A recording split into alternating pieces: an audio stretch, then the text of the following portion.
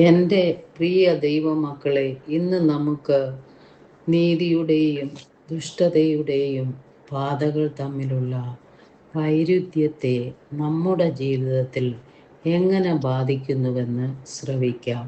സങ്കീർത്തനം 1:6. യഹോവ നീതിമാന്മാരുടെ വഴി അറിയുന്നു, ദുഷ്ടന്മാരുടെ വഴിയോ നാശകരമാകുന്നു. ദുഷ്ടന്മാരുടെ ആത്യന്തികമായ നാശത്തെക്കുറിച്ച് മുന്നറിയിപ്പ് നൽകുമ്പോൾ ഈ വാക്യം ദൈവത്തിൻ്റെ അടുത്ത അറിവും നീതിമാന്മാർക്ക് വേണ്ടിയുള്ള കരുതലും എടുത്തു കാണിക്കുന്നു.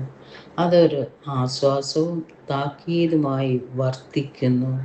ജീവിതത്തിലെ രണ്ട് പാതകൾ തമ്മിലുള്ള വൈരുദ്ധ്യത്തെ ഊന്നി പറയുന്നു, അതായത് നീതിയും ദുഷ്ടതയും. ഭക്തിയും സ്തുതിയും പ്രബോധനവും പ്രകടിപ്പിക്കുന്ന ഗാനങ്ങളുടെയും പ്രാർത്ഥനകളുടെയും ഒരു ശേഖരമാണ് സങ്കീർത്തനങ്ങൾ. ആദ്യത്തെ സങ്കീർത്തനം സങ്കീർത്തനങ്ങളുടെ മുഴുവൻ പുസ്തകത്തിൻ്റെയും പ്രമേയം അവതരിപ്പിക്കുന്നു.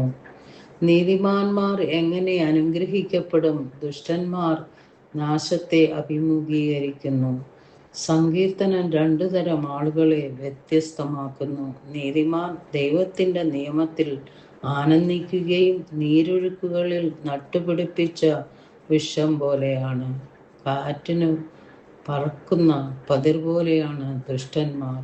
ദൈവത്തിൻ്റെ ന്യായവിധിയിൽ നിൽക്കുകയില്ല.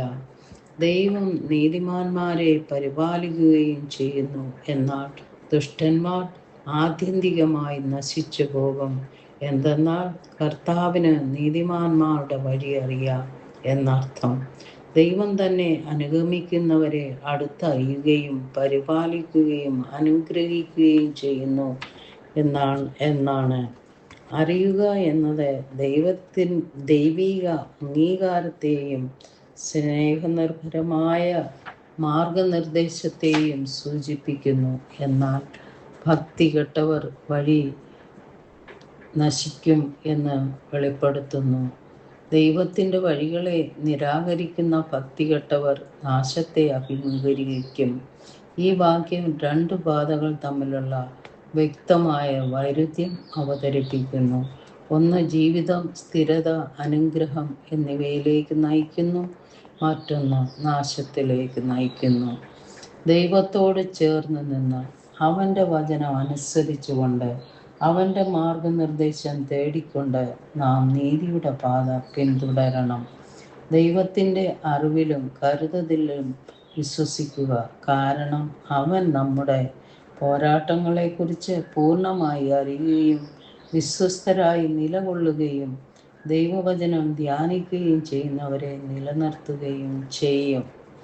സ്നേഹപിതാവേ, നീതിയുടെ പാത തിരഞ്ഞെടുക്കുന്നതിനും ദൈവത്തിൻ്റെ കരുതലിൽ ആശ്രയിക്കുന്നതിനും ദുഷ്ടതയുടെ ക്ഷണികമായ ആനന്ദങ്ങൾ ഒഴിവാക്കുന്നതിനും ദയവായി ഞങ്ങളെ സഹായിക്കണമേ. യേശുവിൻ്റെ നാമത്തിൽ തന്നെ ആമേൻ.